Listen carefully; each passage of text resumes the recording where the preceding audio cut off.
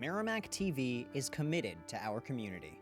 From gavel-to-gavel coverage of town and school board meetings to updates on town services and projects, we aim to keep you connected.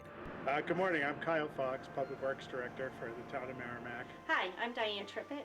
I'm the town clerk tax collector for the town of Merrimack. I'm Captain Matt Tarleton with the Merrimack, New Hampshire Police Department. And keep the public informed of every motion. All those in favor signify by saying aye. Aye. And many moments, so you can be confident that we're here for you. Thanks for watching. Stay connected. Follow Merrimack TV on Facebook.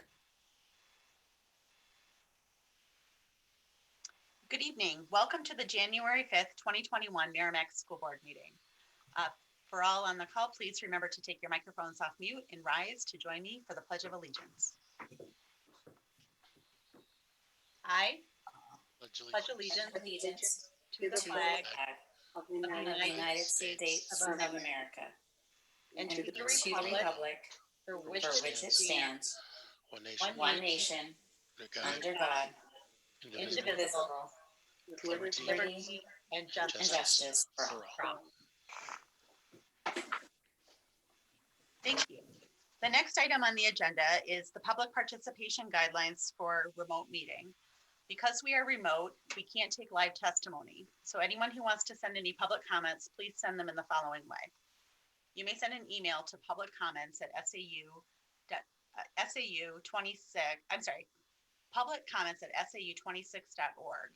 Again, that email address is publiccomments@sau26.org. We do require your name and address for the record on such documentation. Based on the amount of information we received tonight, our goal is always to read off verbatim the comments as we receive them. If the comments become too heavy in volume, we would have to just not read public comment into testimony. It's an all or nothing proposition. Regardless, we will put all comments in our minutes for tonight's meeting, but we would not be able to read them tonight if we can't read all of them. Up until just recently, that had never happened, and it's only happened once to date. I just like to be sure to address this up front, and so in case we find ourselves in that position. So the next item is public participation. Shannon, do we have any public participation comments that have come in? There have been none. Okay, thank you. The next item then is the formal hearing on student services budget. Heather Barker. Hi, thank you for having me tonight. I'm going to start with reading just the submission that I sent you guys regarding our budget. The accounts in the Department of Student Services are essentially child-specific and contain the costs for existing students in their current placements with related services, special education transportation, as determined by their IEP teams and seen by federal law and state rules and regulations. The services and costs may fluctuate depending on the severity and number of students that are served in any given school year. The budget that I present to you tonight reflects an increase of approximately 2.1%. This increase accounts for contractual increases for related services that are due to the COVID-19 pandemic and the need for significantly longer extended school year programs for our students and any compensatory education costs that may be incurred as a result of this pandemic. This budget seeks to provide the same level of services as in prior years and ensures that we remain in compliance with all of our IEP services for our students with educational disabilities.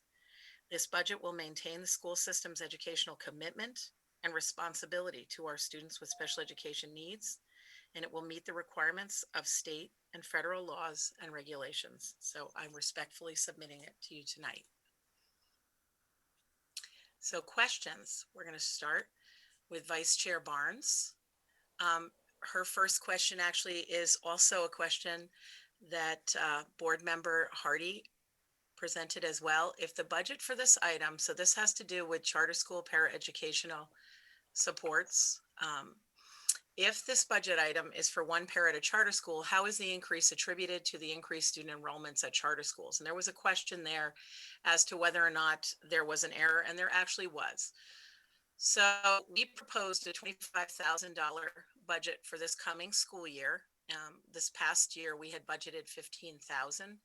Last year, we actually had $15,000 budgeted and spent $1,783.25. However, this past school year, over the course of the year, we've had several students in charter school placements who have required paraeducational support. So just like in our local public schools, students who are in public charter schools who have IEPs would receive the same supports and services in those settings, and we're responsible for those. So I have increased that budget line because we have multiple students at this time in charter school placements who are requiring paraeducational support. So I apologize for that error. The second question is understanding the reasoning for the increase in the line item, and we're referring to the extended school year for elementary school. And I actually think this question has to do with high school as well and middle school. All three of those extended school year programs were increased by 50%. And the reason that we actually did that is because this past year, when we had COVID-19 come in March, over the summer, we had great success bringing students in since the school ended early. We had a long period of time, almost 5 full weeks, that students would have not been in school and not had access to special education. So we included what we called the extended school year program. And we plan on offering that again this coming school year. So what would happen is July 1st is actually when our summer school programs, right around that time, they would begin the normal ones, which we would normally have budgeted a little bit under $100,000 at the elementary school, 60,000 at the high school. And I don't actually have the middle school one right here in front of me, but they all got increased by 50%. And the reason for that was we have the opportunity to make headway with students who have not had access to direct instruction, live direct instruction with teachers in front of them.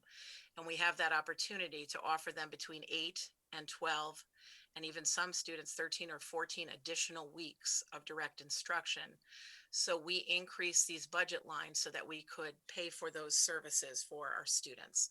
And we would extend, there are some school districts in the area who are extending that to students who would not normally meet the severe and harmful regression standard.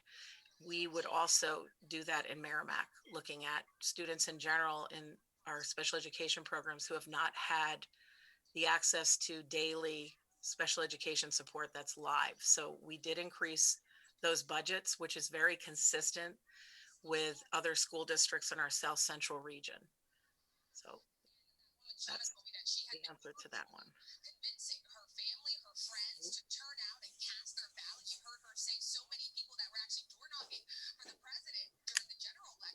That's not me.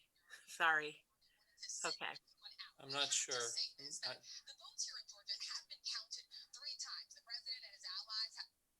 All right. Okay, that's okay.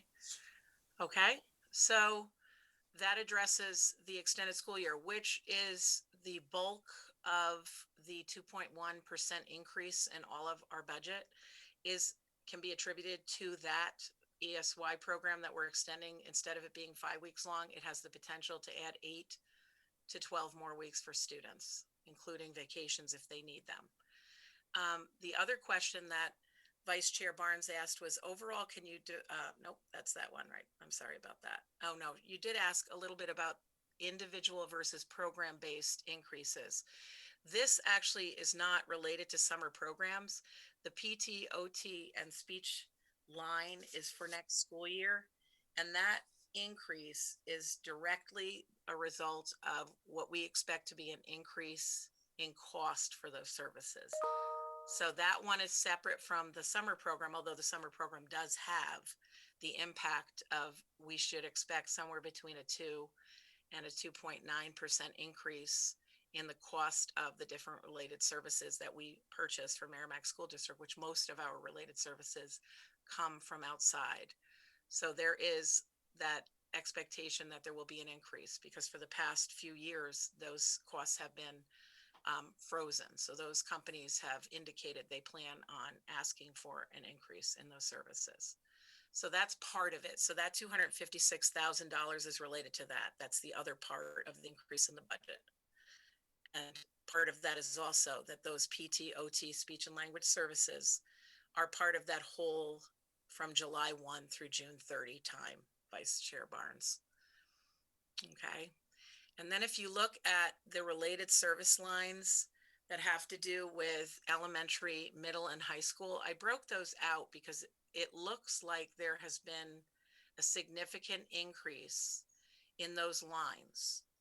And I tried to, in the report that I offered you, show that what we actually did is we realigned funds from our out-of-district accounts was where we were. I had mentioned this last year when I presented to you guys that we had in years previous, we had our YES program and the Constellations, which is our BCBA, ABA, RBT services embedded in the out of district. And the reason or rationale in the past for that was those services were used for students with educational disabilities as well as general education students who were highly at risk from potential dropout, truancy, delinquency. And so some of those services were embedded in our out of district lines.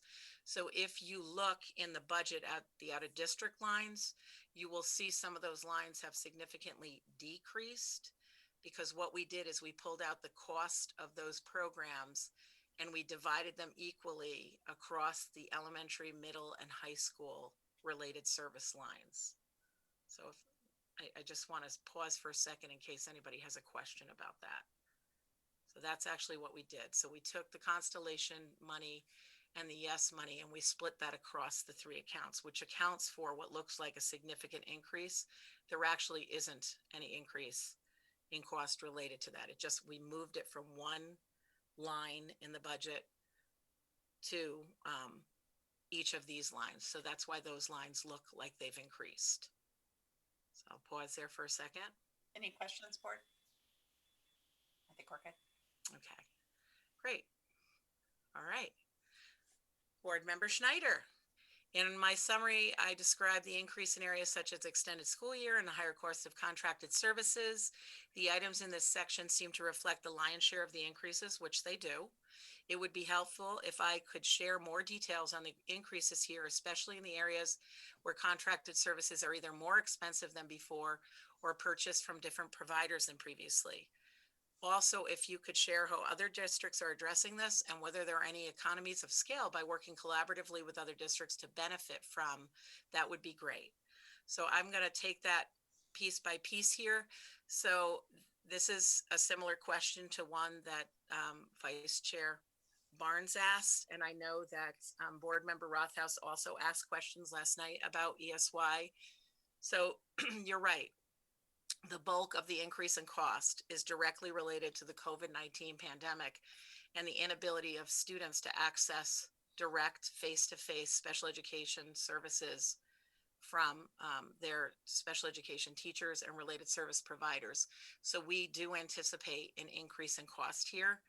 And that is because we are planning on running a much extended summer program so that students can access those services. There is, as I said earlier, there is a slight increase, you know, I'm not sure exactly where it will land, but somewhere between 2 and 2.9%. We've created padding here for that in the event that contracted services have an increase in this area. So there is partially just the cost of the services are increasing. And then related to other districts, I actually spoke to several other school districts who are also either increasing by 50% and some more in their school districts to compensate for the COVID-19 pandemic and students' inability to access face-to-face services. So we are very much in line with what other school districts are doing for next school year in terms of the July through September, and then again that June to July, those two areas to offer a much extended opportunity for students to access their education, and also the opportunity for any compensatory education services, which would be those services that we have been unable to provide. They could be provided at those times as well, working with families. And again, this is completely driven by individual IEPs And students' IEP teams include their parents and guardians who are making these decisions in each of our schools.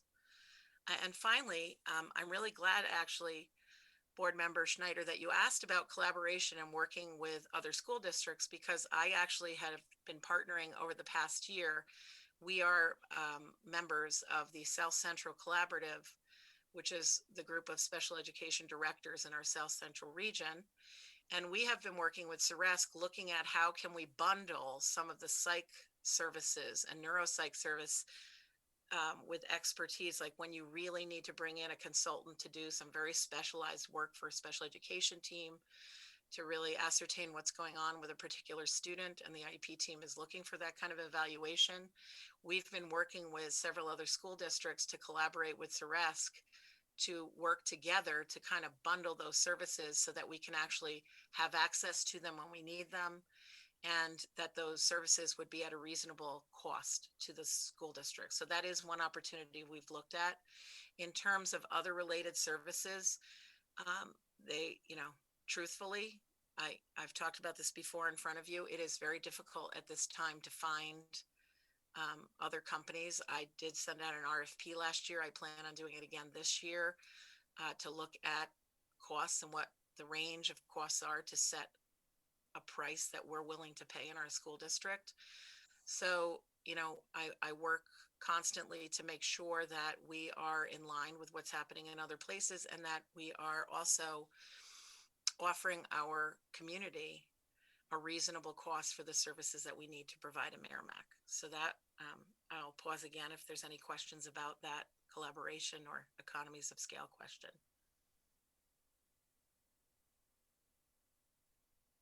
Lori. So Heather, I know this is something that we've done in the past. We look at a cost analysis for, if we hired a full-time person and we looked at health benefits and, the retirement system just went up 25% versus, hiring services. I just think that's a great cost analysis for people to see, because, it's a great exercise for people to see that we are actually, trying to save the taxpayer money by outsourcing these services. Yep. Yeah, and so to respond to that, Board Member Rothaus, that is true. I was asked last year by the Budget Committee and also by the board, had the district looked at the cost of when you purchase them in district versus out of district. That is something that I have looked at in terms of, we actually have had a shortage of paraeducators this year, as you know. So I have been purchasing sourced RBT services and things like that. And while the hourly rate looks like it's much, much higher, you're right. We are not paying the benefits nor the retirement for these employees. In terms of the RFP that we did this past year, we set the rate that we were willing to pay. We looked at a range. We had many companies apply. They put bids in for work in Merrimack School District, and we want quality, obviously.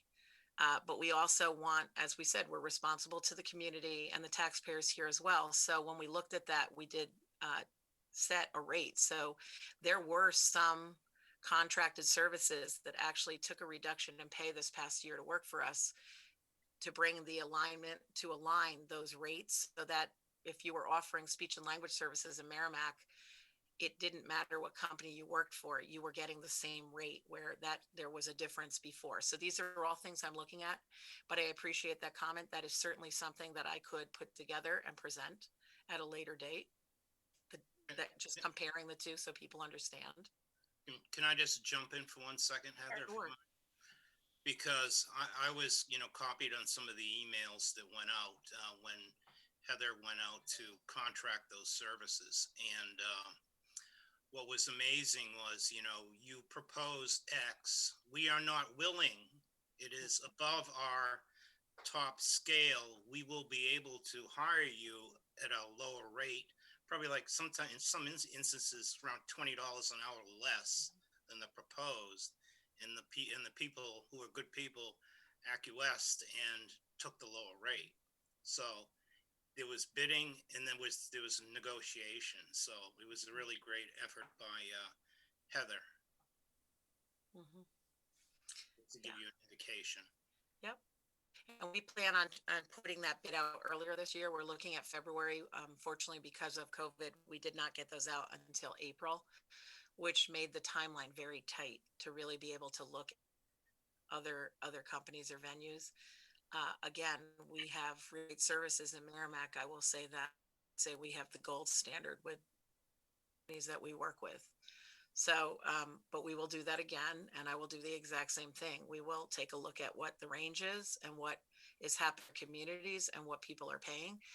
We will set a rate and work with companies so that, you know, if you're working with OT, it should be a similar wage regardless of whose company you work for. So that's certainly something I look at. But I appreciate that, Board Member Rothaus, the idea of taking a look at a real cost analysis of the two, because it is surprising. It sounds so different. And then when you really play it all out, it's not that different. Yeah. Great. Any other questions about this one? Okay. All right. And then the final question in this grouping here is regarding, given the change to more remote instruction and looking ahead to future years, are there any changes in approach to providing services that would require additional equipment that's not normally been forecasted? So this line we have typically used to purchase things like red cats, devices that support students with vision or hearing or mobility. And we have, when I looked back over the last several years, we have had no trouble with the amount of money that's been allocated. We were able to purchase technology and devices. And I know you heard last night from Nancy Rose, the work that's happened over this past year and some of the money that became available. We used some money that had become available to special education for a technology grant, a COVID technology grant, to purchase more devices and things like that. So I did not feel at this time, based on where we're at currently with our technology, the software that we've purchased over the past year. We purchased Goldbook for our entire special ed team. We've purchased some Playworks programming for our universal level across all of our lower elementary schools for all students as an SEL support, because it will benefit all students and it will especially benefit students with educational disabilities. We purchased other programs and software. So at this time, I do not feel that we need to increase that line. If that were an issue, in the future, I can't forecast truthfully. I don't know how long COVID-19 is going to last. I don't know what the long-term effects are for students or, how many students we're looking at. I did see an increase in the number of students who are identified with educational disabilities over the past year. And I have not had the time to actually determine whether that's because we're identifying them or have students moved in. But I can tell you that the money that we've set aside in this line, that what I would believe at this time, I would not have put a number in there that I thought was insufficient. So any questions about that one? Andy?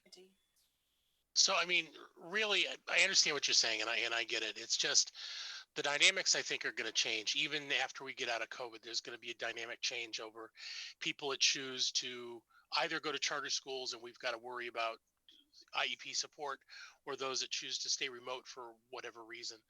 And I guess maybe not for this budget year, but food for thought as to we know that the OWL type devices are things that they talked about purchasing at the end of last year with the CARES funds to allow a different way of teaching in person. We're going to hear more about that over the coming weeks. So if there's technologies like that could help to assist in services that used to be face-to-face that could be done more remotely using different technologies, it's that area that I'd like us to investigate as we go forward, because I think teaching is not going to be, as much as we want it to be the same as it was a year ago or 2 years ago, it's not going to be the same in the near future in certain areas, especially when it comes to special services. So that was mostly just a teaser, if you will, or a food for thought to say, think about where we might be going. So, well, it's actually really exciting because you're talking about a paradigm shift, right? Or, shaking up the status quo. So the idea of going back to a box school, I would agree with you. We'll never do that again. There are going to be students, and that's actually very exciting in some cases, that students won't necessarily have to be pulled out of their general education classes to receive certain kinds of services that for some students, they could receive those remotely. We purchased some Ladybug devices, which are really, in essence, they're just document cameras, but not just document cameras, because they allow paraprofessionals, for example, to play games or interact with their students. So this came from the paraprofessional group in our remote learning community. So I appreciate that, Board Member Schneider, because those are the kinds of things we do want to be looking at. And we have been fortunate because as people have brought these ideas to us, we've been able to purchase them.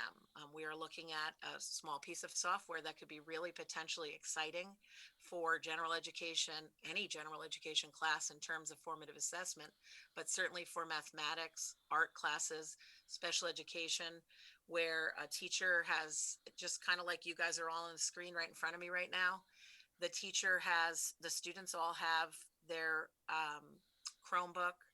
They take a little snapshot of a math problem that they've worked on real paper, and the teacher has that whole canvas of all their students, and they can see all those math problems right there, right now, without having a document camera. So you're right. There is technology that's evolving even as we speak, and the teacher can give immediate feedback to this, which has been tricky, right? Right now we're sending home packets, and then they're there, the teacher is looking at them, and then the student gets feedback and the family gets feedback maybe a week or 2 weeks later. What you're talking about is this cutting edge of next practices, not best practices now, but what are those next practices? So yes, very exciting, and certainly something we'll continue to look at. So I appreciate the question. Yeah, I think just generally speaking, we we as a board hear all the time about the how things have gotten worse during COVID for education, how the negatives about remote and things. But there are places where some of the new technologies and the new opportunities have made things actually better for certain areas of education. Allow us to look outside the box, as you said, to Yep. find improvements. So this is one of those areas that I think that we have an opportunity in front of us as we go through. So thanks. Yep, we absolutely, I would agree with, um, having that weekly parent coffee conversation. We have heard many stories from families about how they've adapted, how students have done remarkably well. And there are people who absolutely want to continue at least some of those remote special education services. And then, of course, there's the flip side, children who absolutely need to be in front of live instructors and related service providers. So yeah, it's a continuum. So I appreciate that question. And finally, from Board Member Hardy, that first question is related. She's right. We left the one, one paraeducator. So I appreciate you guys pointing that out to me. So that actually is an increase in some students who are in charter school placements who, because of the nature of their educational disability, those schools don't necessarily have programs like PASS who have paraeducators embedded in them, and psych services and things like that. So I did increase that line so that those students can receive the same kinds of supports they would have gotten at their local elementary school. The next question is also from Board Member Hardy, and that is related to, is it still necessary to have the tutoring for homebound hospitalized students in this budget, given that we have a full remote learning option? And the answer to that is yes, despite the fact that a student could, for example, Zoom into a class, join remotely. Students who are typically homebound or hospitalized are either home or hospitalized because of a medical or psychological medical need, and they may not be available at the time that the regular class is. They may also attend the regular class remotely, and then in addition to that, need further instruction because of the nature of the length of time they're out of school or the nature of the condition that they are dealing with and their family is dealing with at that time. So we did not decrease those budget lines. And then finally, the final question has to do, again, this is similar to, this has to do with that budget line where it looks like it is dramatically increased. I'm going to go find that for us so I can just talk to it. The budget line has to do with, right, it's all of it is clustered in that 300 line area, which has to do with contracted services. And as I said earlier, what we did is we pulled, there is an increase that's related to the increase in cost of the services, but that's not the actual issue. Part of it has to do with just adding, really, we've extended the school year by 8 to 12 weeks for some students. And we have a bigger group of students that we want to serve because all students have been in this COVID-19 experience. But the additional piece is that this line that you're talking about, where people are asking questions, a lot of confusion in the community and the taxpayers regarding the need for things like audiologists, neurologists, ophthalmologists, and other such specialists to serve students. Can you provide an explanation as to why such specialists are needed in a school setting? And I'll take this question in parts. So the answer to that is that the IEP team drives what gets incorporated, whether it's in terms of evaluation or in terms of what is in an IEP and the related services, the specialized instruction, the consultation, the accommodations and modifications that students need. So when we think about these medical kinds of services, neurologists, ophthalmologists, audiologists, all of these specialists, neuropsychologists, those specialties, the IEP team that includes parents, make those decisions to have those kinds of experts come in and offer evaluation and consultation, and in some cases, direct services to students or to the IEP team, the people who are implementing the IEP in the school, whether that's in the general education setting or in the more specialized settings. So that's a reason why we have to have these kinds of things. They're IEP driven and they're federally and state mandated. If we need to have it, we have to provide it. Additionally, if you look at that line, we went from $79,200 to $318,365. The reason that is not an actual increase in costs. That is the movement, the realignment of money, where I took money that were really, in fact, contracted service providers, but they were embedded in other lines where you really couldn't see them. I've put them here so you can see the transition coordinator, the transition coaches who take kids out to job sites, the tutors, the instructional tutors, those homeschool liaisons, which have become an integral part of our work this year during COVID. We have 4 of those now, the social workers. So those folks who have seen, but among them, 460 students and families have had contacts with those guys. Additionally, the YES workers, who there are 2 now. We used to have 3. We reduced our contract with YES in order to, so we didn't buy more. We reduced the contract with YES. We've been able to sustain the same level of service with them, but we were able to purchase 2 more social workers, giving us 4 across the district, which has been wonderful. At our upper elementary, the middle school, the high school, and the lower elementary all have social workers supporting our families and our school staff as we support our students.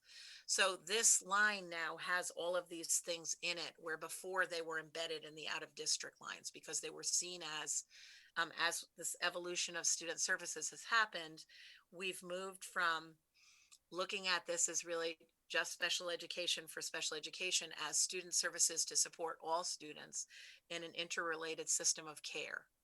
So that's the reason why this line looks so big, but it actually does not represent any increase in cost. It's just moving things so you really can see what we're buying where. And then finally, the last question is, if enrollment of special ed students in charter schools has increased, why is there no increase in the cost of special services to the students in charter schools? And the reason for that is, over the last several years, although we had students in charter schools, many of those students were in close proximity to the schools, the local schools, and we were able to provide special education to those students at no additional cost using our existing resources. Therefore, we did not spend a lot of that money. That money got turned back to the general fund and the taxpayers. I left this line the same. I did not increase it because I actually considered decreasing it, but because we do have some students now who are enrolled in charter schools that aren't close by, and it's interesting because the cost of services were significantly higher than even what we pay for. They were double what we pay for our contracted services. They were literally double for those same services. So we want to make sure that we have enough money. The money that's allocated in that line will be sufficient for that, given in the past, the bulk of that money was not spent. So that's why I didn't increase it, but I actually considered decreasing it. I'm not going to do that at this time. Thanks so much. You're welcome. Any other questions?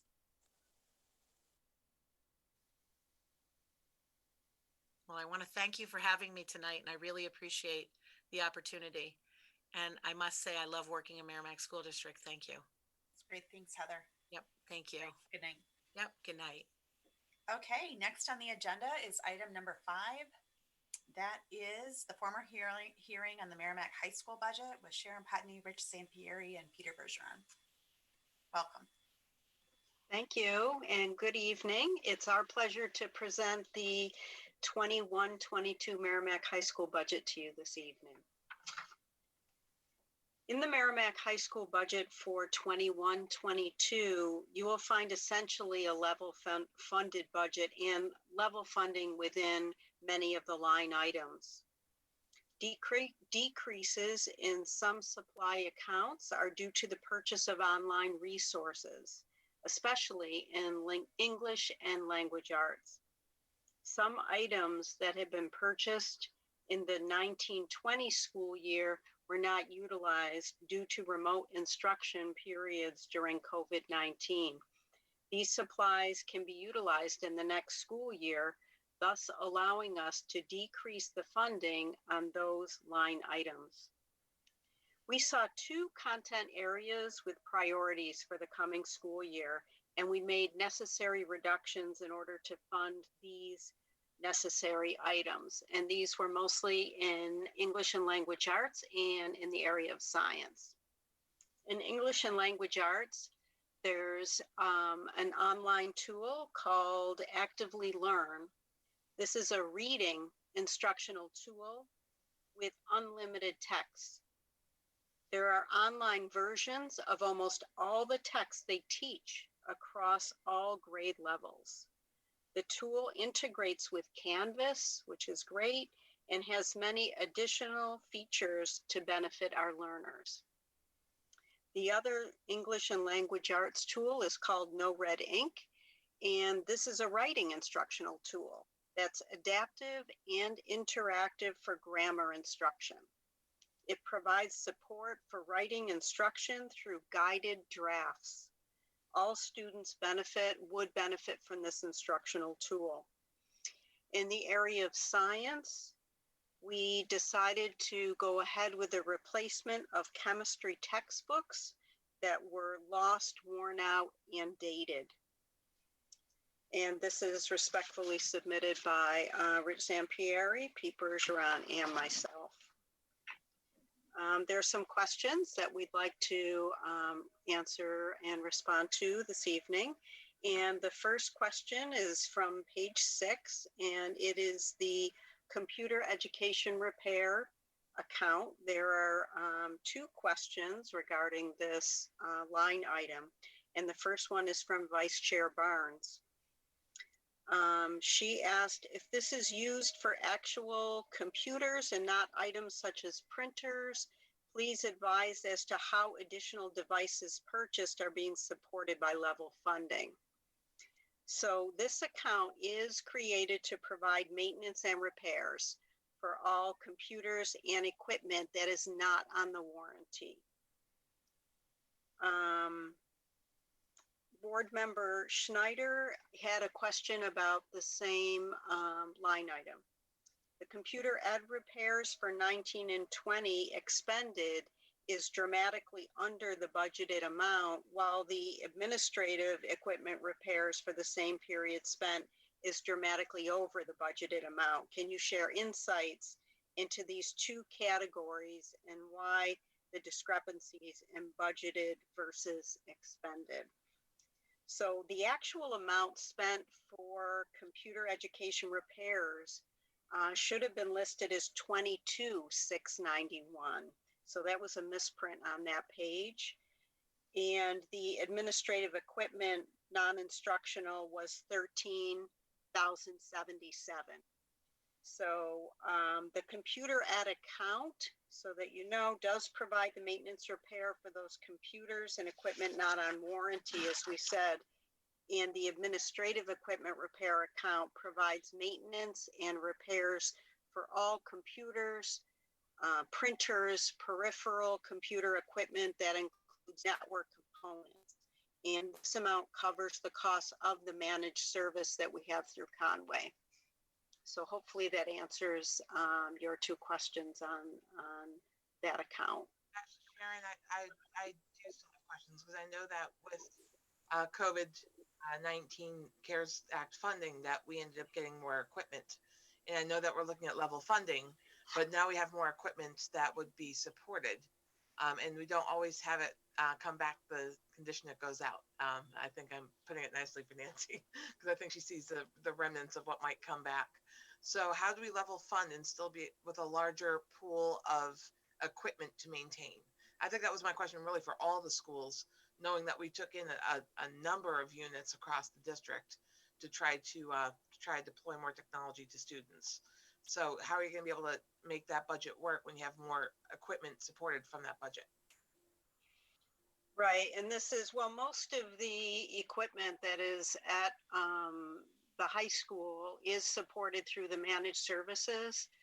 It used to be that a lot of the computer supply accounts would pay for toner and things like that, but now a lot of those replacement supplies come through the managed contract service through Conway. So sometimes with this account, the computer repair account, we will have to replace a computer also through that account. So there is some extra money in case we have to do that. I think we had one situation last spring where we had a computer come back that had been damaged that we had to replace as well. But surprisingly, that wasn't a situation where we had a lot of examples of that happening. That may, I don't know, a year down the road, but right now, I think that the Chromebooks that a lot of the students have and the materials that the students have at home, seem to be working very, very well. So we haven't had a lot of complaints about that.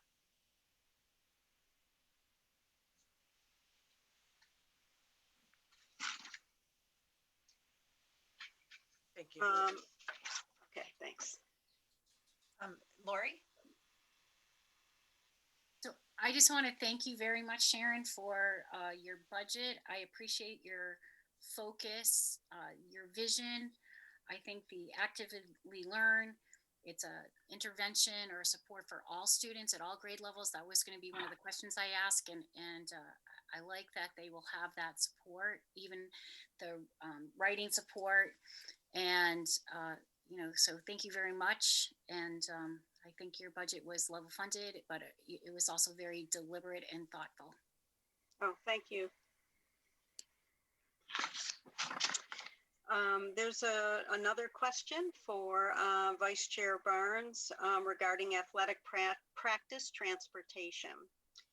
And the question is, how much are students using the transportation provided? Are we requiring its use versus carpooling with other students in their cars? And on that same line item, Board Member Schneider had a question. The budgeted amount continues to trend downward over the past 3 years. Is this due to the actual usage and needs as observed over the periods or for some other reason? And Pete Bergeron is going to address that question, those two questions actually. Yes, thank you, Sharon, and thank you, board members, for having us tonight, this evening.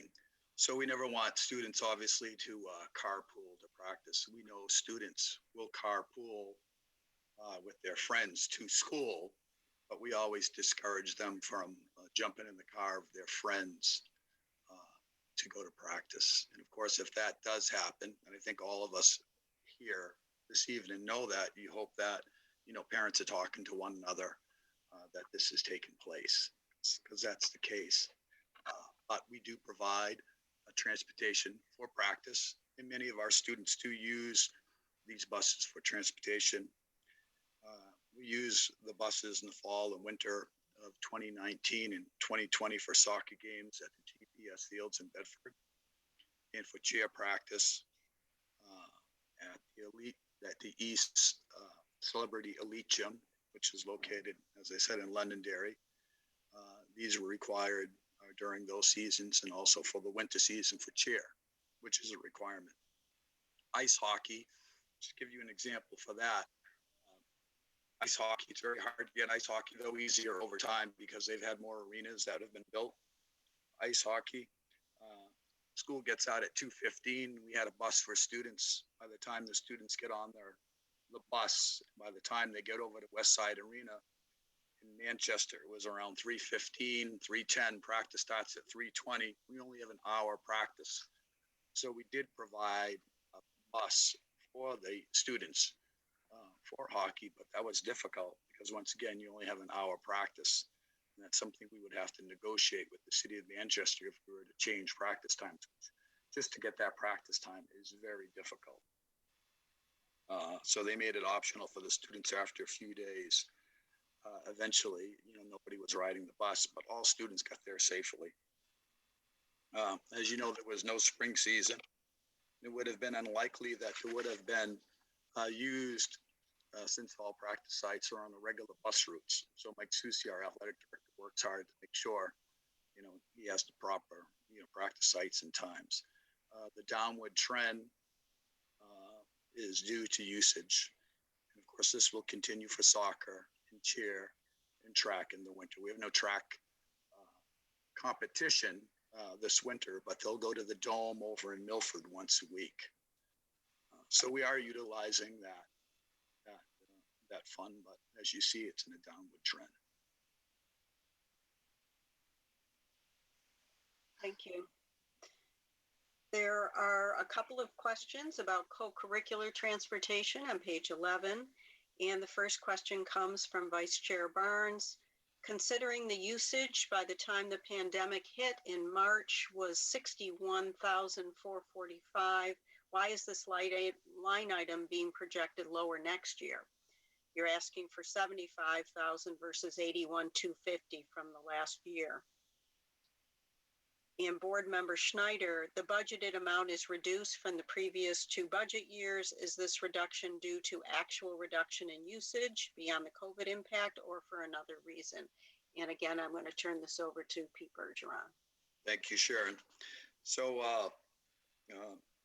once again, co-curricular, since we instituted a co-curricular transportation account or line item for the high school, we have been extremely grateful for the funding that has allowed teams such as US First, Science Olympiad, Granite State Challenge, just to name some of our competing clubs that use these funds to make trips to various competitions, throughout the state and also in different parts of the United States. We've gone to Detroit, St. Louis. We've been all over, and we'll continue to do so.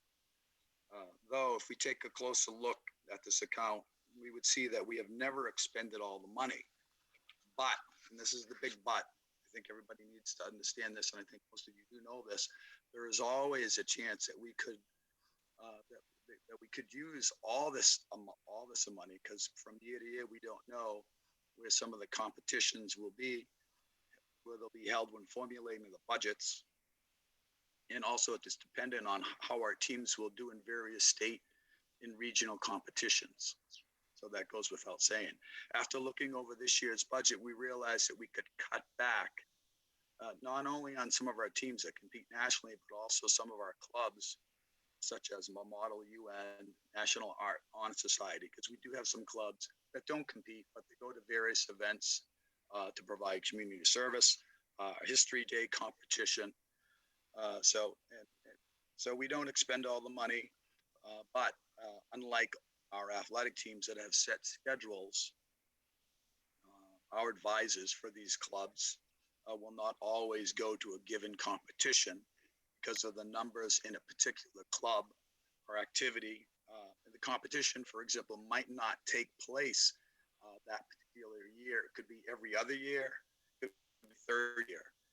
So we, as I started out, to answer this question, we're very grateful we have this amount of money. We felt it was the right thing to do to cut back We didn't cut back a lot. And like I said, this year it is probably going to be a little different as it was last year as well. But I do believe there'll come a year when we could have a U.S. first or a Science Olympiad team that could go all the way to a competition. And that could be, as far as St. Louis, where we've been, Detroit, it could be further west. So we will use that money. And I know our students and staff, and especially the parents, are grateful that we have this fund, this line. Thank you, Mr. Bergeron. We have some questions about the athletic officials, line item on page 2 from board member Schneider. Obviously, COVID caused a significant reduction in 1920 expended, but in the budgeted amount for 21-22, it's 10% less than the budgeted amount for 2021. Can you provide details as to the reduced budget amount? And Mr. Bergeron, if you wouldn't mind. Yeah. So last year, Andy, and for the other board members, we wanted to place some money into a coach's educational fund called the Positive Coaching Alliance, which we felt was important for all of our coaches. And for this coming school year, Mr. Michael Susi, our athletic director, feels that we can embed that with the NHIAA courses, and also he's updating the coaches' handbooks, which includes a code of ethics. So all of that being said, that's where we were able to have that decrease in that particular account. And with the same line item, there's a question from board member Hardy. In regards to athletics, I see costs associated with the scoreboard and/or announcers. Who are we paying to do this, and why does the rate differ between sports? Yeah, and this is a very good question, Jenna. When we pay scorekeepers, announcers, it depends on the scope of the job for each sport. Each and every sport is extremely important. You can't say, football or ice hockey is more important than another sport. But there is less to do about running a scoreboard during running time, games such as soccer, field hockey, or girls lacrosse, than there is running the board for, football. If you've been to a basketball game, that person's always on that clock. Ice hockey, I've been doing ice hockey for a while. You're watching the official, you're putting up game penalties, and so on and so forth. And boys lacrosse. Similarly, there is less responsibility to run the board for a baseball or softball game, though people like to see the score up there. I think that's important. Many times we have volunteers, and trust me, no athletic program is going to survive if it doesn't have its volunteers. We all know that, and that's important. It does become difficult at times filling these positions on a regular basis, and if we can't fill them, it won't impact the playing of the game. But it's always nice, as I just pointed out, to have that score to be seen. In soccer, the official time is kept on the field. Other sports it is as well, so we don't have to run the scoreboard. We can't play at GPS because there is no scoreboard. Similar for baseball and softball, the score is kept on the field by the officials. And once again, as Mike would say, it is a much better experience if we can have the board operational. They're not required in certain sports. So hopefully that answered your question. Thank you. There's a question about the school improvement account on page 34 from board member Schneider. Given the 21-22 budget amount is the same as it was for 2021, is this because the visit has been pushed out by a year, or is this a second additional cost? So no, you're absolutely correct. That has been pushed out for a year. Our decennial visit is now scheduled for spring of 2022. So it's the same exact amount. We're not going to be having visitors come in this spring. They've allowed everyone an extra year due to COVID. So we just put in that exact same amount because we assume that those costs will be the same that we were given prior to. And there is finally a question on page 1. The 504 coordinator position from Board Member Hardy. And the question was why the increase for the 504 coordinator? So this position went full-time in 2021. And we had been for many years partnering with the Youth Council. Our 504 coordinator at the high school is Christina Connor, and she did a board presentation back in fall of 2019. The 2A grant that had in the past helped to get to the amount of $40,000. They changed their guidelines around that, and now it needed to be used for education and training purposes.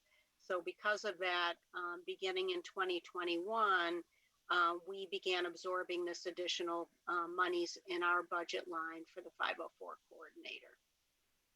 So hopefully that answers your question on that.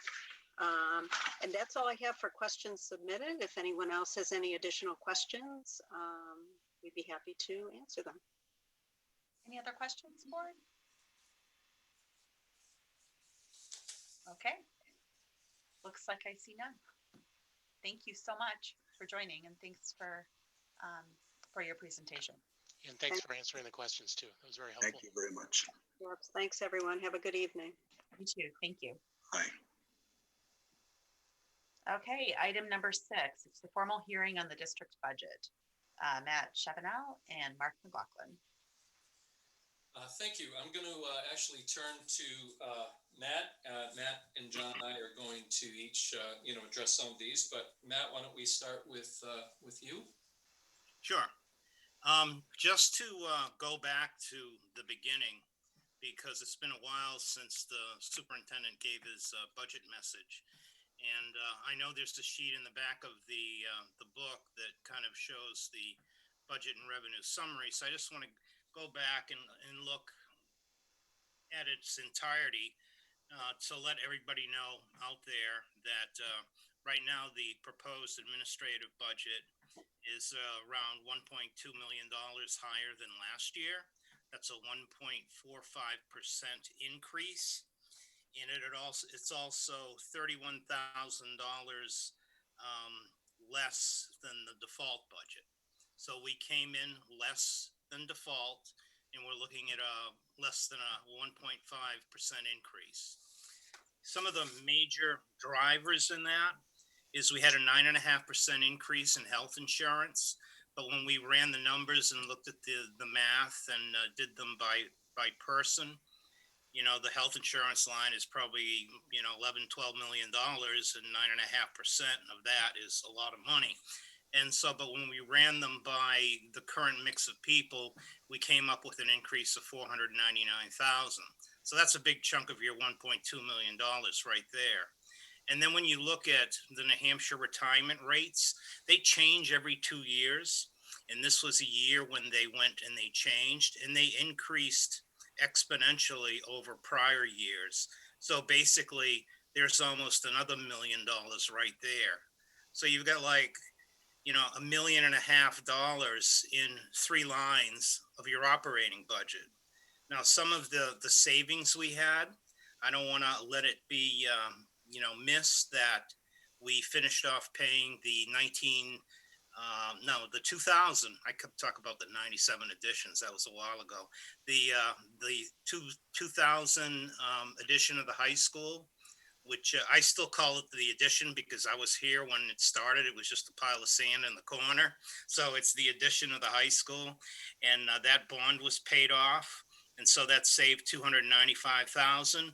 And with it, there was an interest savings of $44,916.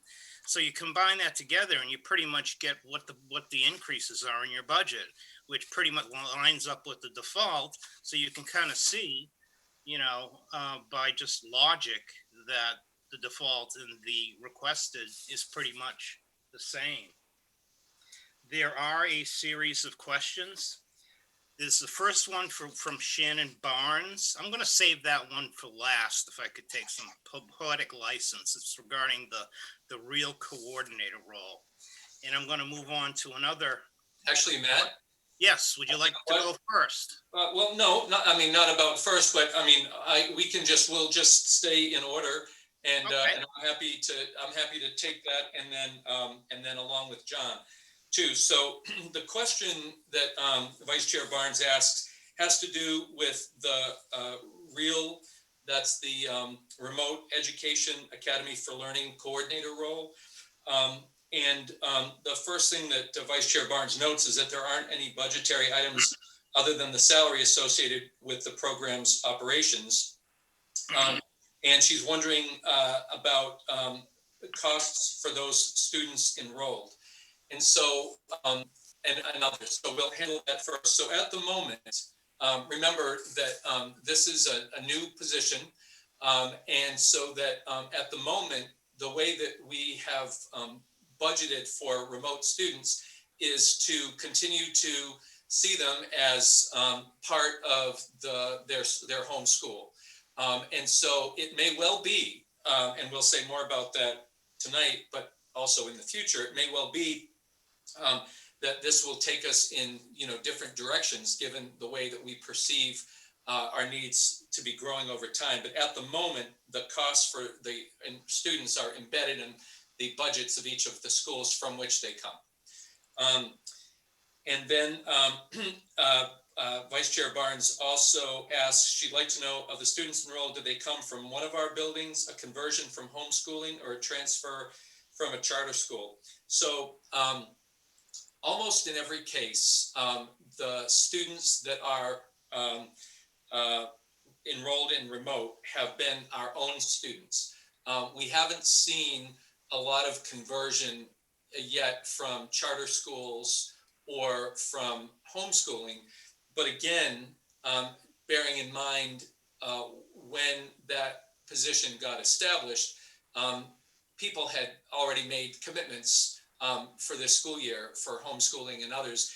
And as impactful as that role has been already in the district, it's not widely known beyond our remote families. And so one of the things that we're going to be talking about in the months to come is our goal for that role going forward, which is pretty extensive. And I think really to what Andy said a little while ago, school is not going to look the same. And that's not a bad thing. There are things that are really that this has taught us about how to be and how to be better.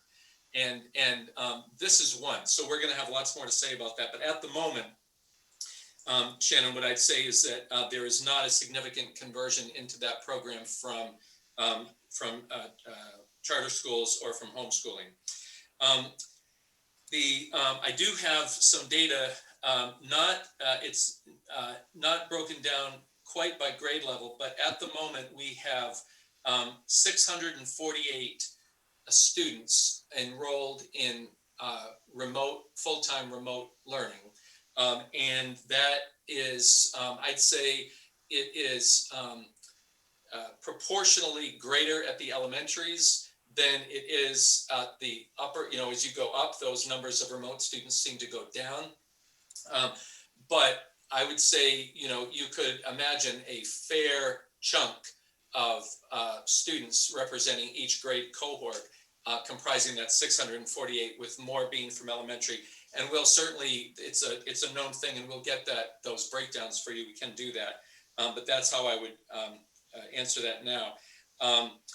And so for the moment, I think those are the largest questions I think that you asked. But if I missed anything, please raise it, and we'll do what we can to address it.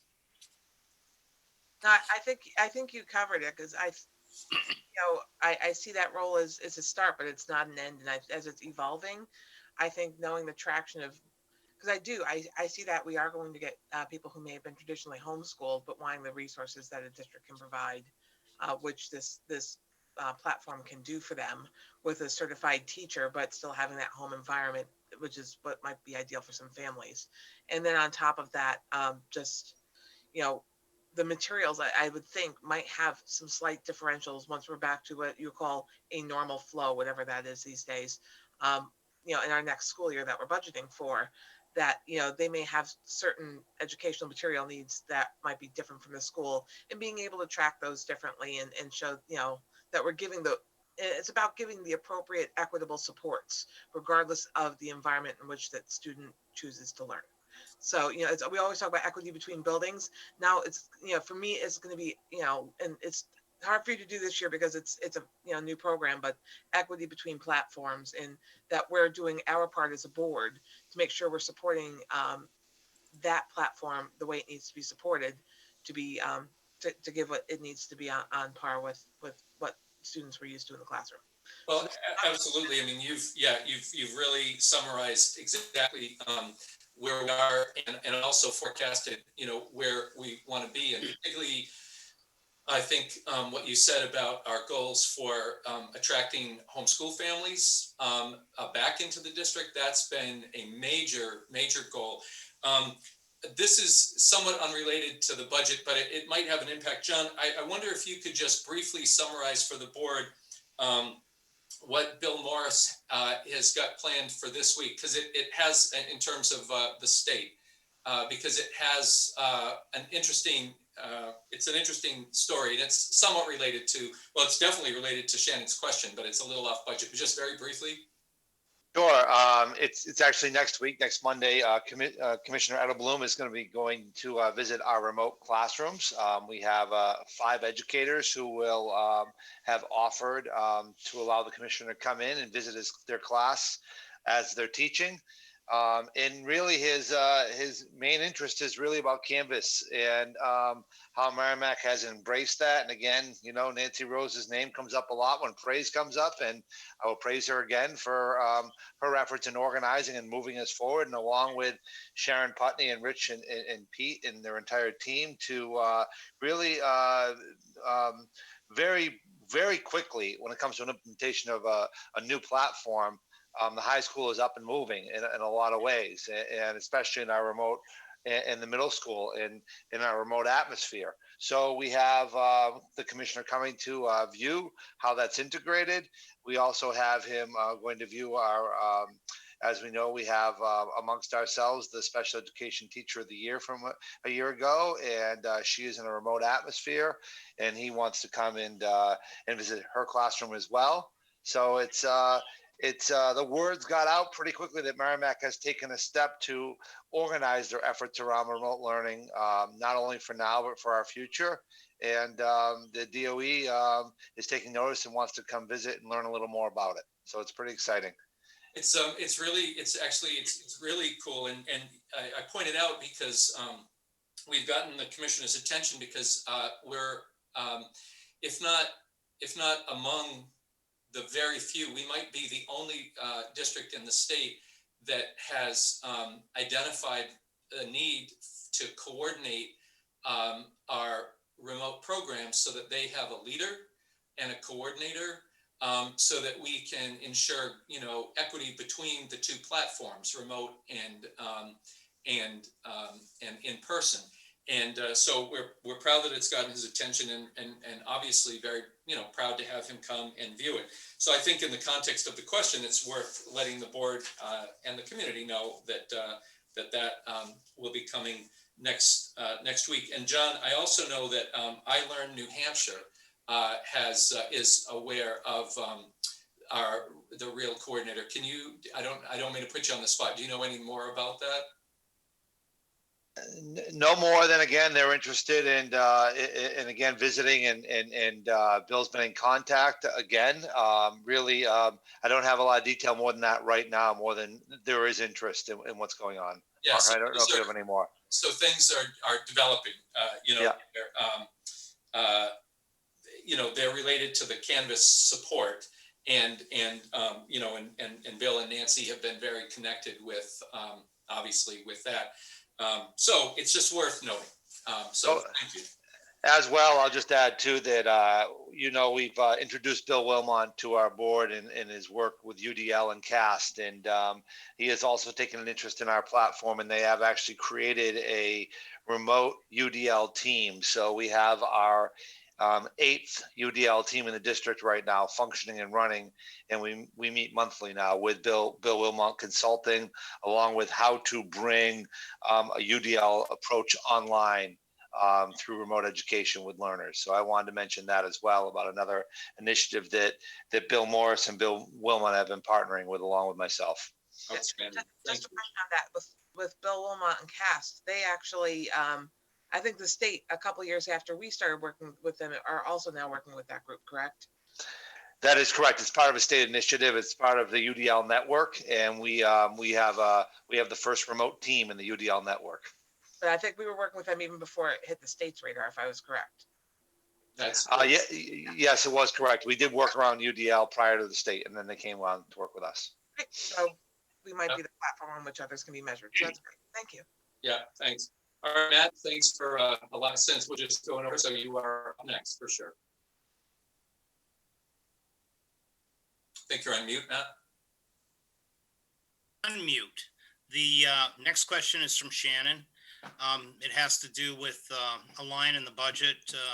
Basically, it's school board contingencies regarding COVID and COVID supplies and COVID services. That's a legitimate line. It's on the MS-22, the MS-27. It's function code 2310, and it is the school board is allowed to have a contingency fund. And we thought it appropriate, given the unknown unknowns and the known unknowns, that we would have one this year, especially revolving around COVID.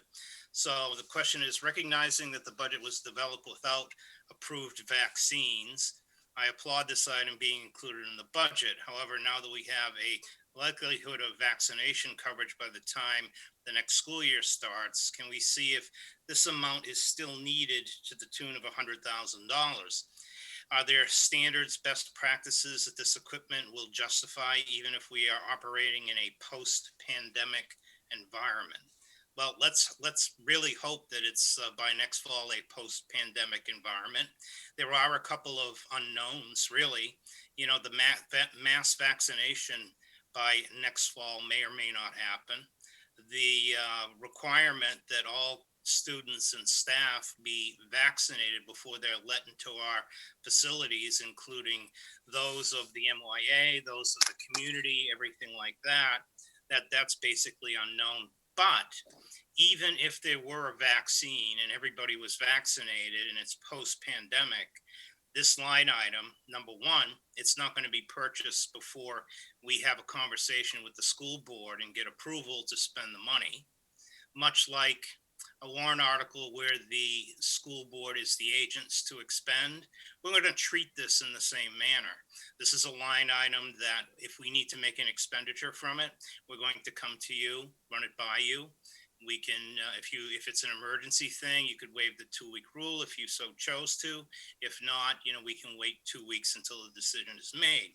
But even in post-pandemic, there are some really good things that came out of this. The purchase of portable sinks that can be placed in various locations throughout the school buildings, utilized by the kids. It's really kind of decreased the traffic in the bathroom and everything like that, and kind of made it more of a necessity to wash your hands, and they've given kids the ability to do that. And then, to purchase some more of the bacterial fogging machines. These are always good practices. Anything we can do with sanitation and cleanliness, especially during, your normal, regular cold and flu season, is a plus. So the items that we put in place during the pandemic, we're going to carry those over. And we're going to carry those over during the course of the year because it may give us a facility that's a lot cleaner, that's a lot less susceptible to germs and transmissions. And, it's something that we just want to keep going and maintain. So it will have a use, but the board will have the choice to hear what the expenditure is going to be and to deem it, necessary or acceptable or not. So, and Matt, if I could just add, just because in addition to everything that you said, there's also another place that we can use that money, and that, even though it's under Well, Matt, what is that line actually called in the budget? Well, it's actually a school board contingency, but it's a service. It's a service related service kind of items, supplies, etc. etc. So I just are usually the 8610s. You notice this is an 8430, so it's different.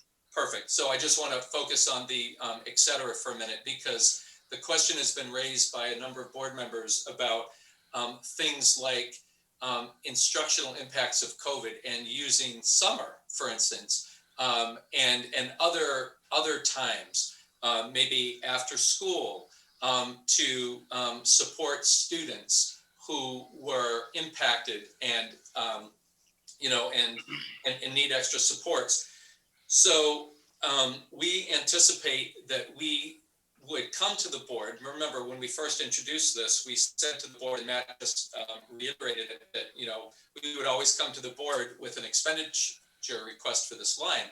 But we anticipate coming to the board and saying that we'd like to use that line for those purposes, for supporting additional summer programming for all students, to make up for some deficits caused by the pandemic, and to provide tutoring services and so on. So I would just tell you that in addition to the really good use of that that Matt was talking about in terms of supplies and cleaning and so on, there's also that other kind of instructional component that we'd like to have in place, this line in place for.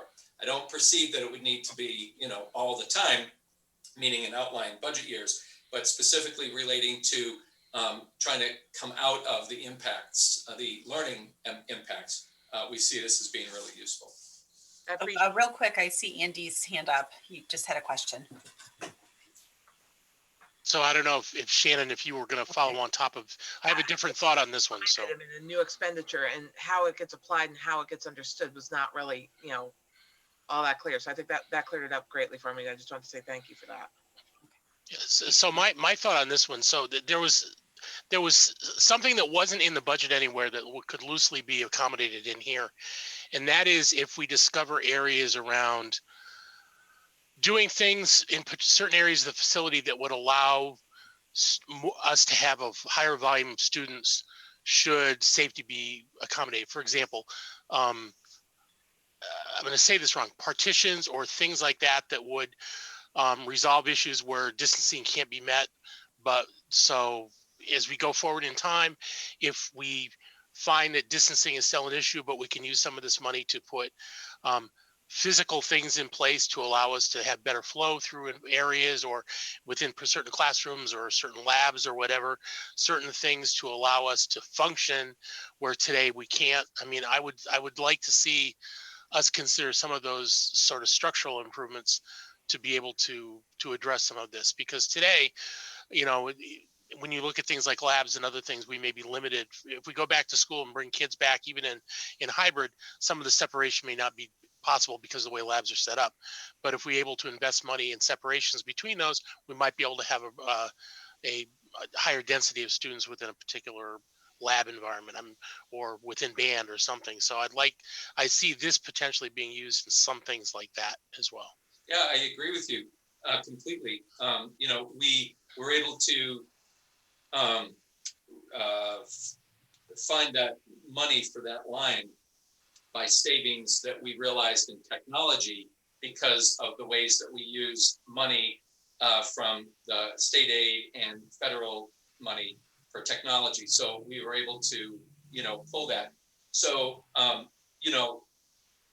there are lots and lots of ways that we could spend that money down to the penny very quickly. And so what we're trying to do now is to create that line to be broad enough so that we can use it in a number of ways that emerge that we can't completely foresee now. And Andy, you just outlined several that are really good. The educational impacts are almost the most predictable of all that we would imagine using some of that for to support learning, but not the only part. But But anyway, yeah, no, that you make good points about Yeah, structure. yeah. I mean, we get. So I know we budget a lot, you know, when we talk to Heather, you know, about the extended school year and stuff. So I was assuming a lot of some of that extended, we've already sort of budgeted in that sort of area, and we've got other non-special services that are there. But we're getting so much pressure from you know, various parents and students and stuff to want to get back.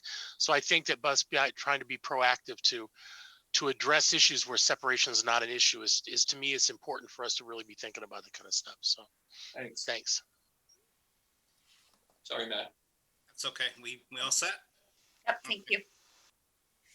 All right. The next item was a kind of a question between Shannon and Jenna about the charter school transportation line. Although I agree not to budget due to historical lack of usage, can you provide the potential unanticipated costs should families elect to accept this transportation from a school district as required by law? Should it be $1 in case, which is the question. The potential could be to the one charter school we have in town, you know, for a bus. If we couldn't accommodate on a regular route, which is usually the case, be around $40,000, which I believe what we had budgeted in the past, and we just zeroed it out because there wasn't any history of that being needed. But you could, if you wanted to, keep the line alive. If we needed it, we would still spend it, even though it is zeroed. But to keep it on the page, you could put $1 in there, and that would be helpful for planning purposes. So it'd be something that would show up every year.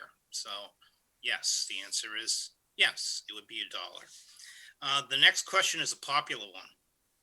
It was by Shannon, Andy, and Jenna. All had the same question regarding our legal line. Okay, as we have been, I'll just read Shannon's question. It's in essence the same thing.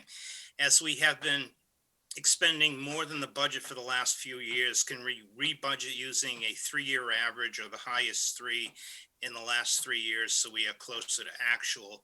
It is much about fiscal transparency as it is for reflecting accurate budgeting. Well, I went back 10 years just because I felt like it. And so 10 years ago, we spent $20,000. Then the next year, we spent $68,000. And I know why we did this. And then the next year, we spent 32. And then we spent 41. Then we spent 43. Then we spent 53. Then we spent 40. Then we shot up to 71. Then we went to 51. And then, you know, this past year, we went to $90,000. And, you know, everybody kind of knows what that's all about. So if you take the 10-year average is around $51,000. We're budgeting $50,000. So you could look at it if you wanted to take, if you want me to email you these numbers, you could pick the highest 3 or the average of the highest, you know, the last 3, but be mindful, we still want to stay below default. So the 10-year average is $51,000 and we have $50,000 budgeted in the budget. So I don't know if there's any questions about that. If not, we'll move on. Next item is unemployment compensation. This is from Andy. The amount budgeted dropped significantly from 1920 to 2021. Then again, when moving to 21-22. Can you share why these are ramping down? Well, our unemployment rate has basically gone down over the last few years because it's based upon our own experience. Unemployment generally in the field before COVID was at a record low. So usually what happens is, you know, you have a 3-year look back on this, and it has been going down. And in general, it has been going down. And for us, it's pretty much, you know, if you want a job, you can have a job. We haven't had any rifts or layoffs or anything like that.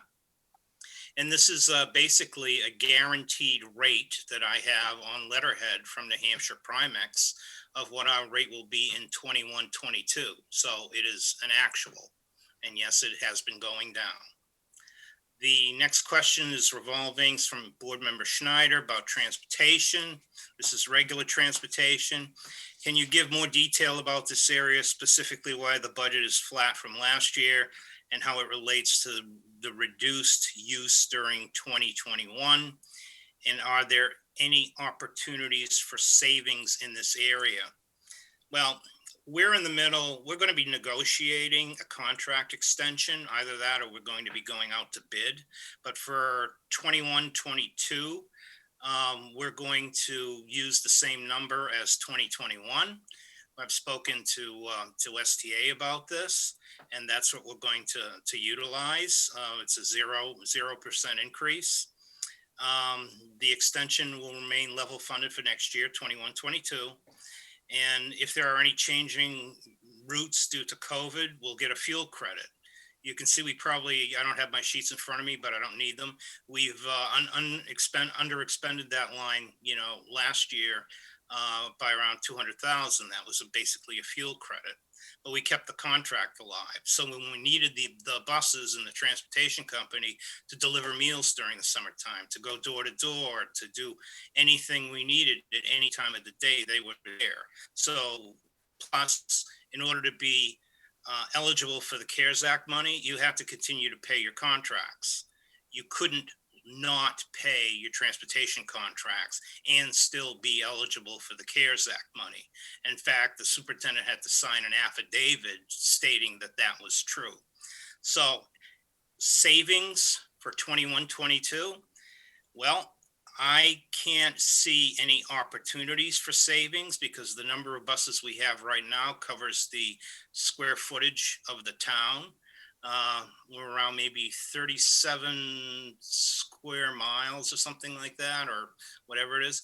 But the number of roads has increased in the past. And so unless you decrease the size of your town or you stop going down roads, you really have no option for savings here. We're at kind of the optimal level of buses for a full regular school year. So any decrease in the number of buses will increase the run times. And if you increase the run times, we already have a lot of parents out there that are not happy with their kids being on the bus for over 40 minutes or something like that, which in some instances we do have those challenges when we're talking a regular school year, which we hope to have next year. So that was the transportation question. Legal came up again. I already answered that one. Here's one from Andy. This is when I was doing the budget, I kind of pinched a cell in Excel, and when it printed out, this is contracted services for the SAU office, which takes care of Power School, our emergency calling system, the HR employment processing services system, fund accounting and support, everything that we have. Is there an expended value for 2019-2020 we can see to ensure that the budgeted amount is accurate for what we're spending? It seems to be missing from the budget summary. Yes, it was, because I pinched a cell in Excel. So the budgeted amount was $218,699, and the expended amount was $218,659.52. So we're leaving this level funded for 21-22. We're confident that even though some systems are going to show an increase, there are a few systems that we want to look at to perhaps switch out to other providers that will offer a better service and save us money. So the increases in some systems will be offset by savings in others. So we chose to keep this level funded. District-wide, Jenna Hardy, yeah, there's a question there, but then we answered that with the charter school transportation. Here's her legal question. And then we get to Andy. Unemployment comp, we already answered that. And transportation, we answered that too. So that's basically the end of the questions that were written down. If there's anything further, the three of us would be happy to, answer any other questions that you have. And Matt, there's one other from Board Member Schneider, if I could just address. Yeah, please. And that has to do with enrollment. And the question that he had roughly was around a little bit more detail on the enrollment trends that we're seeing. And there were a couple of others, and I'll get to those in a second. So, enrollment is always a tricky business, particularly at the younger grades, particularly, K and 1. And so, it's when I say stab in the dark, I don't mean to give the impression that we literally just throw, a dart at the wall and see where it hits, but it's never, an exact science. And so we rely on NESDEC, the New England School Development Council, to provide us with, data to help us to, kind of understand better what the trends might be.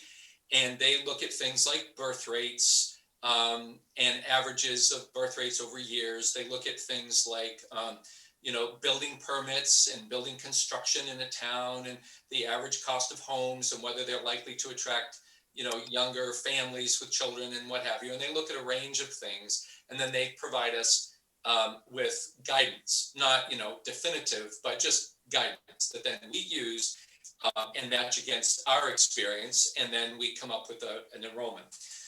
So I'll take you back a year, and last year we were coming to the board because there was a lot of evidence both from NESDEC, but also from what we were seeing. We wouldn't have needed NESDEC to tell us that we were seeing growth because we were experiencing it. And so last year, as the board knows, based on that, we asked for 4 additional teachers at the elementary to account for that increasing enrollment that was real, that we were seeing last fall and had every reason to believe we would see in this new year. And so the board allowed us to move forward with that, and we're grateful for the taxpayers for allowing that. And so then COVID hit last March, and that clearly had an impact on on our enrollments.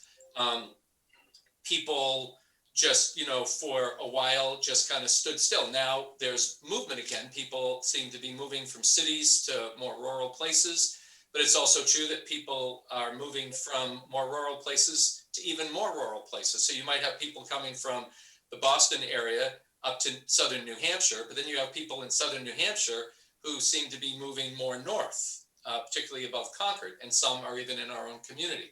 So there's this kind of flow. But in any event, it certainly, we've seen more students homeschooled this year, and that has impacted our enrollments. Many of those are at the elementary level, and in many cases where they have, not all, but in many cases where they have informed us that they're homeschooling, they have said it has been as a result of COVID, and as soon as it's gone, they're coming back. So the way that we planned for the budget that will impact us in July 1st, is NESDEC has told us, and we have agreed, that we should plan for a year with numbers like the numbers we had anticipated starting this past July. So it's almost like we just called this year a bit of a wash in terms of enrollment. So we're not predicting an increased enrollment from what we would have expected, had COVID not happened.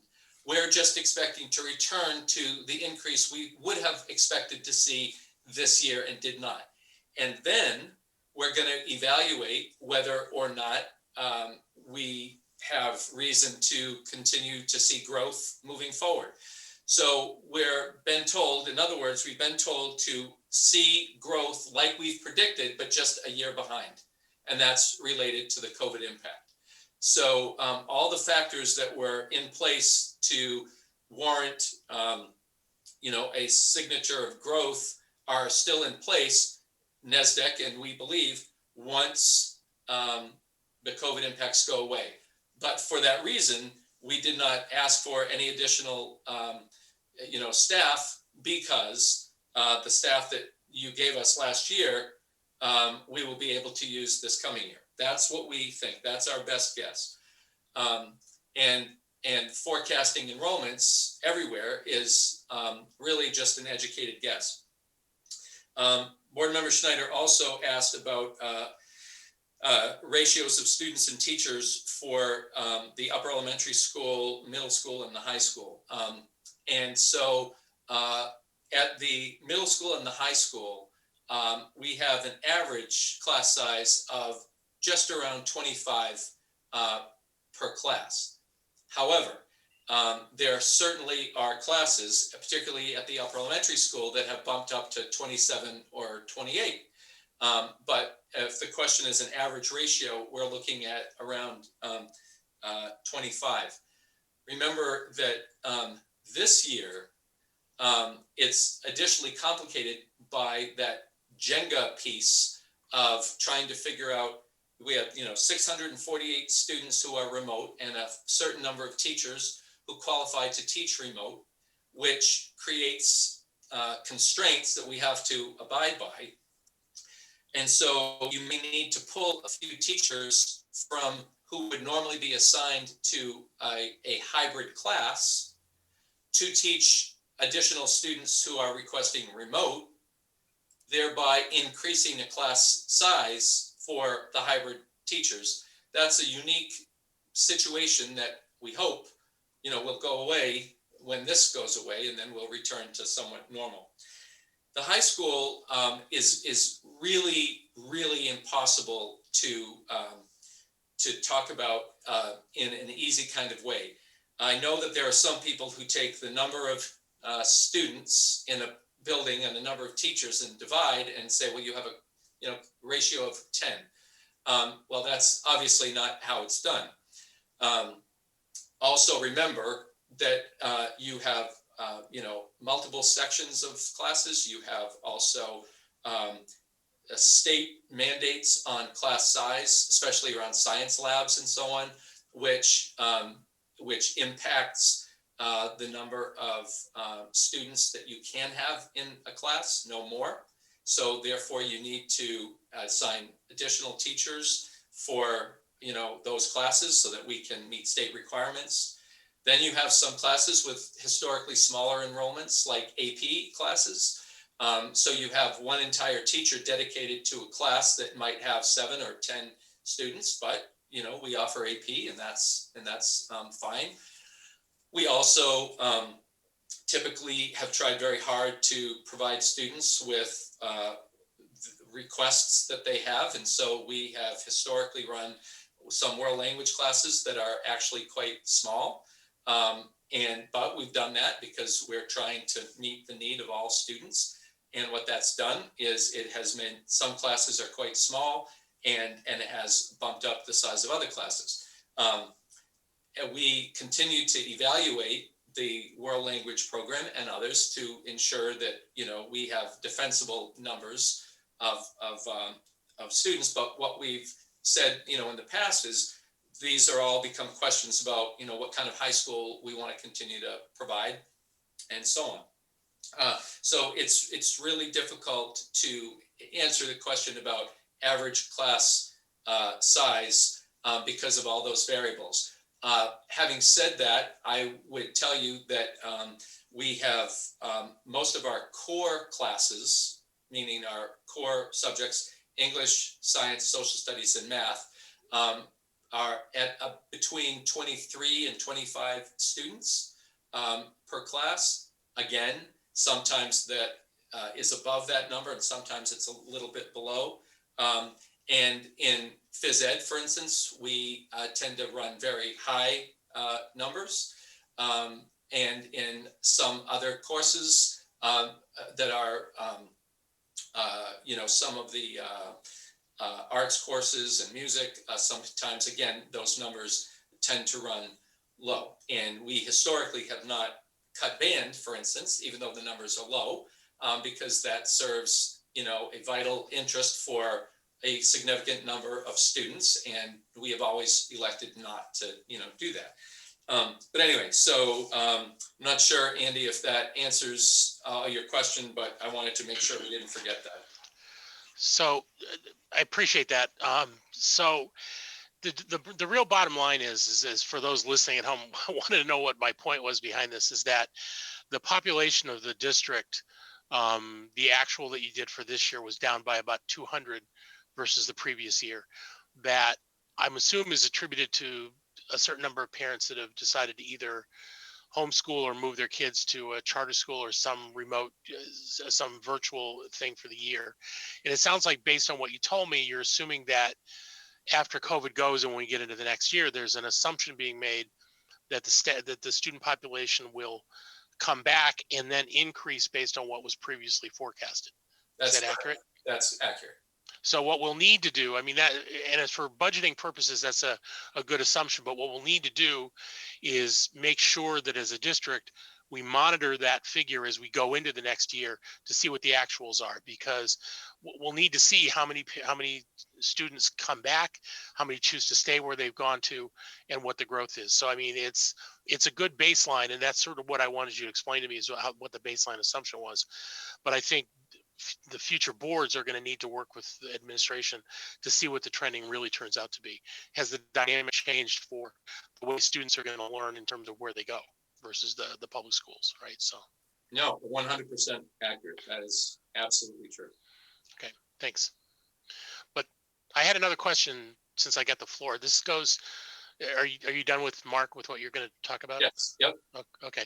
So Matt, this question's for you. So if we go back to the busing contract a little bit here. So I know that traditionally we've done 3-year agreements with the busing. We've gone out to bids on what the busing is. 5? I thought it was 3 years last time. 5. Okay. But I also know that we try to treat separately the special services transportation from the general transportation. Although sometimes you try to look if there's an economy of scale, but I know last time that STA did one and then another vendor did the other one. So I guess my question is as you go into the discussions to negotiate, given the changes in COVID and the flexibility and how things may go in and out. I mean, we hope things are going to go back to normal, but transportation needs may evolve as we go forward. So my concern is, as we go and look at negotiations, I, as a board member, would be looking for flexibility in contracts to be able to handle ebbs and flows. I know that you've got some credits on fuel that you got last year because of it, but we used it for other things. I think our contracts need to be able to account for potential future fluctuations in terms of transportation. That'd just be my only heads up. And for you to work with the board as you start to go out for bid and have discussions so that we're more involved in what's going on with these. Because I think transportation it's a big item. It's, $3 million a year, something along those lines overall. And I'd like us to make sure that we get hear more progress as you're making as you go through these discussions.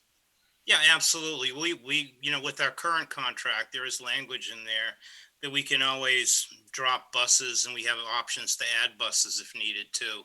So there's always that flexibility. But yeah, we will share with you what we have for the next year. Right now, that's a placeholder and a not to exceed figure for budgeting purposes.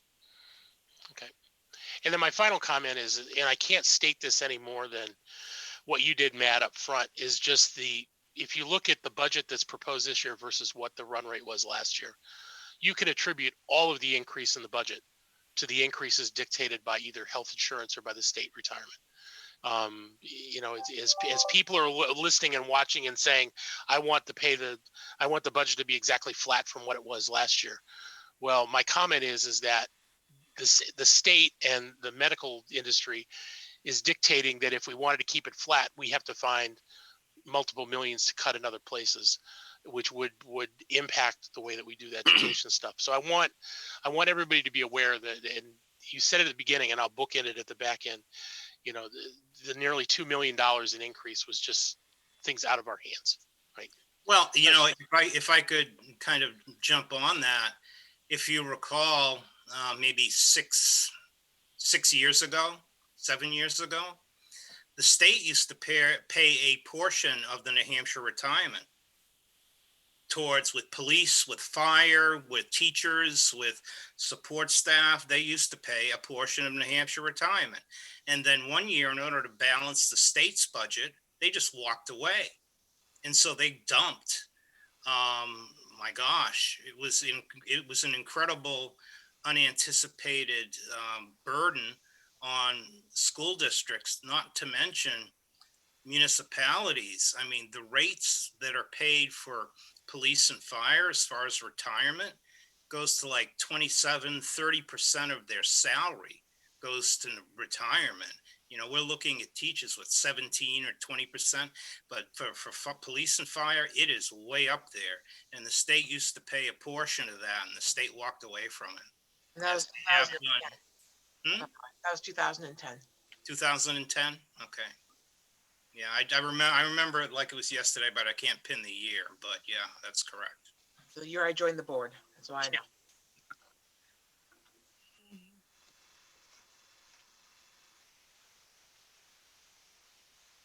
I'm all set. Okay. Okay. Any other questions?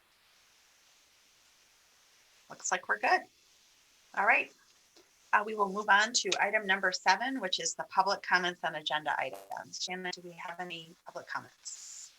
No emails have been sent to the public comment at SAU 26 account tonight. Okay. So then I will entertain a motion to go into non-public session per RSA 91-A:3, Roman numeral 2, A, B, and C, made by Lori. Second by Shannon. Shannon, how do you vote? In favor. Andy? In favor. Jenna? In favor. Lori? And I vote in favor as well. So the motion carries 5-0-0. Thank you and good night. Merrimack TV is committed to our community. From gavel-to-gavel coverage of town and school board meetings to updates on town services and projects, we aim to keep you connected. Good morning, I'm Kyle Fox, Public Works Director for the town of Merrimack. Hi, I'm Diane Trippett. I'm the town clerk tax collector for the town of Merrimack. I'm Captain Matt Tarleton with the Merrimack, New Hampshire Police Department. And keep the public informed of every motion. All those in favor signify by saying aye. Aye. And many moments, so you can be confident that we're here for you. Thanks for watching. Stay connected. Follow Merrimack TV on Facebook.